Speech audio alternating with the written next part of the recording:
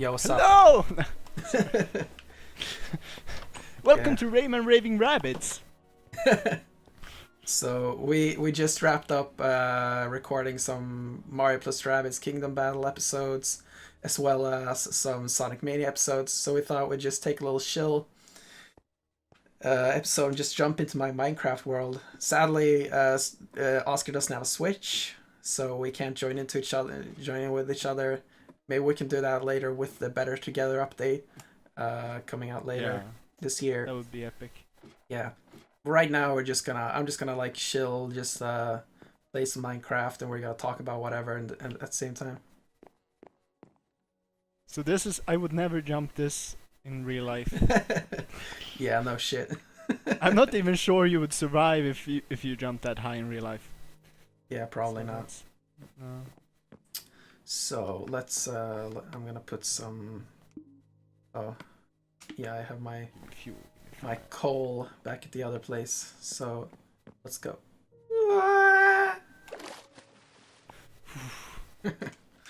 Like that, even if you were to hit the water there and survive, like you would break your legs from the bottom of the Yeah, water. you would be just like you'd be like a puddle of blood Yeah. on the floor. I'm just Do gonna. you also get like if you jump in games, do you also feel like you get this tingly feeling in your stomach Yeah, because it feels like you're falling? yeah. I'm gonna grab some stuff here too. I think that's enough to have in like the other place.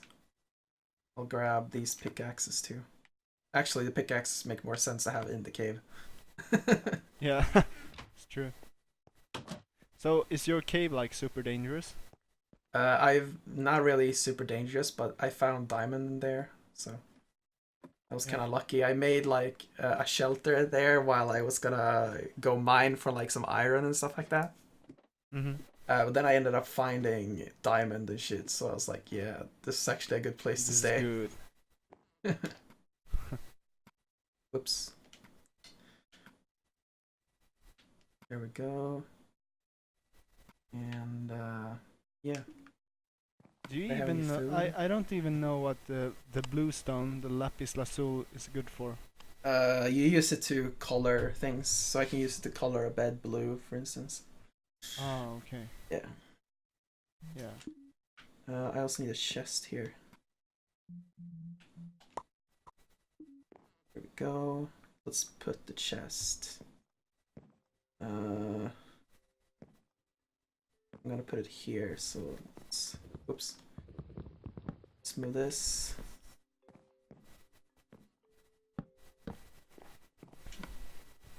Yeah. Place it here. Yeah. Here we go. Look at my nice house. It's very nice. And you know, if this was real life, you would be terrified to live here because if the foundation were to like be destroyed, everything would fall down. Actually, I think I'm gonna move some blocks here. Place that there. Move this over here. Alright. Gonna move over some stuff in here.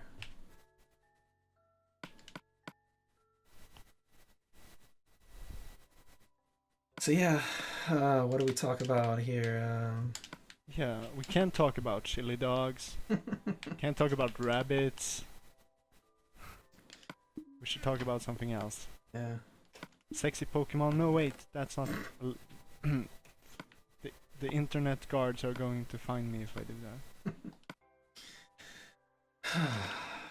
Yeah, Perkins. Yeah. I don't really find the main games that entertaining anymore. I always want to find them very entertaining, but I never do. I Yeah. want to enjoy it, but I don't. Yeah, like the recent games have like I think oh shit. I think Sun and Moon is technically the best game in the series. Mhm. Like they did a lot of like different things to just like the main like way the game works that really makes it a lot better than a lot of the other games in the series. But like if you were to Mm. count that out and take like Sun and Moon for what it is as a Pokemon game, I think Heart Gold and Soul Silver is a better game. Yeah. I mean, I think about it sometimes and I'm like, I want to play some Pokemon, and then I start Sun and Moon and I'm like, I don't want to play this. But I feel like I would enjoy playing Heart Gold or Soul Silver. Yeah, I think like I just kind of want to see a remake of Heart Gold and Soul Silver again. Yeah, So I just a dropped my remake of the remake. Yeah, yeah, like that. that would Seeing be that on the Switch would be awesome. yeah. I hope. I think. What do you think we're gonna see on the Switch version of Pokemon? I I don't know what we're gonna see. I hope we're gonna see uh Pokemon following you. And the thing I really want most in a Pokemon game is a Battle Frontier again, Huh. because there's just it's the kind of challenge that the Pokemon Battle Frontier gave, and the variation in gameplay was really nice. Yeah. It's good end game content, and I just want the game to be like I I know it's meant for kids, but it's really turning me off when I see something that's overly explanatory, Yeah. and the characters are kids and such. It's like it's not edgy enough. I want more Sonic the Hedgehog. Sonic the Hedgehog. Yeah, yeah, but it's kind of true. I really want a more mature game, and I don't think I'll ever get that. Yeah. Yeah. It's tough. Like I was really hopeful that Generation 7 would be related to Generation 6 more. Like I Mm. wanted. There were kind of hints in the game that Kalos was connected to another region, Mm. but that never ended up happening. Like I was hoping that maybe they would make a region based on like Spain or maybe Germany, like or any other country um, that surrounds Kalos. France. Yeah. Um, but no, we never saw that. That was kind of disappointing. Yeah. Yeah, I think it's the games. I don't think it's the Pokemon in Sun and Moon that disappointed me. I think they're very interesting. I like the Ultra Beasts and the Tapu Leles and the Tapu whatever. Yeah, But it's just that the game doesn't feel mature. It's not fast enough. It's very much dialogue and yeah. Unlike a lot of other Nintendo games, it's aiming a lot towards kids.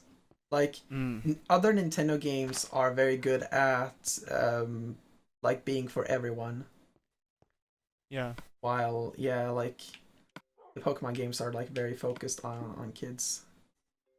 Mm. Yeah, and I think that's always a bad choice. Yeah, because kids want to play the games that the adults play. You know, Yeah. um, like that's kind of proof of the Switch actually. Like the Wii U was really focused on kids and families, but the Mm. Switch is like really focused on like people our age, Mm. and Yeah, it's I really don't. been picked up by everyone. Mm.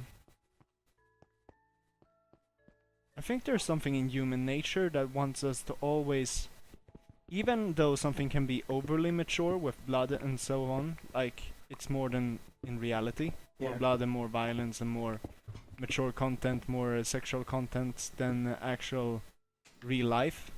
yeah, I still think that as in our nature, we always want to we want to see mature things because it feels like we're growing as people, and yeah. At the it same feels like time, we're. I don't like when things are unnecessarily mature. Mm, It's like that's kind of when you get something like Sonic, like the recent Sonic games. Like they're trying so hard to be like so mature and edgy that it just is not. Yeah, You know. but yeah, it's not mature. But when you look at maybe the Sonic Boom series here, they can actually be like what's it called? The jokes are often upon the characters of the show themselves. Yeah, it's self mockery. Yeah, and that's kind of it's kind of a sign that the show is self-aware, Yeah, and exactly.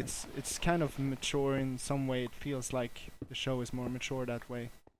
Yeah, that's similar like to like Mario and Rabbids. We played that before. Like Mm. that game is like if you saw like some leaked like PowerPoint presentations on that game, and like one of the main focuses of like the humor in the game was that it was gonna be like mocking Mario. Mm. Like the game is mocking itself, like how crazy and like weird it is, and that Mm. humor really works. Yeah. So that's really nice. Yeah. And I mean, even I don't like. I've never played Grand Theft Auto and such games Yeah. because I don't feel that kind of thing is. I mean, I would probably enjoy it, but it's. I don't think that mature content necessarily has to be blood and violence. Yeah. It can be just something that is. Yeah, it's just smart. It's intelligent. Yeah, exactly. And like that's kind of the thing too. Like GTA is like this really versatile franchise where you can do like a lot of different things in it. But if you look at it like a game, it's Mm. actually a really bad game. Like do you have this like very linear plot or it branches out at some points and goes into other plots and stuff like that, which is kind of a good thing. Mm. But like it's really limiting and the game like you're not allowed to go everywhere until the game tells you that you can go everywhere, Mm. and like all the different like side activities that you can do are just kind of in hindsight like really boring things like bowling and playing tennis and stuff like that. Like yeah, the thing is like what the cool thing about those is just the novelty that you can do it, but actually Mm. doing it is not fun. It's not fun. No, I see what you mean. And I mean that's kind of a thing. I play Skyrim a lot, and it's Yeah. like sometimes it's nice that you can download mods for everything and whatever, but it's like most of the game is just walking around, and that's not really fun. Yeah. So every game has flaws, and the only way for me to play such a game is like increase the movement speed by like 200%. Yeah. So because there's open world games often have that problem that it's just not enough content in the because there's so large spaces. Yeah. Exactly. There's so much walking around. Yeah.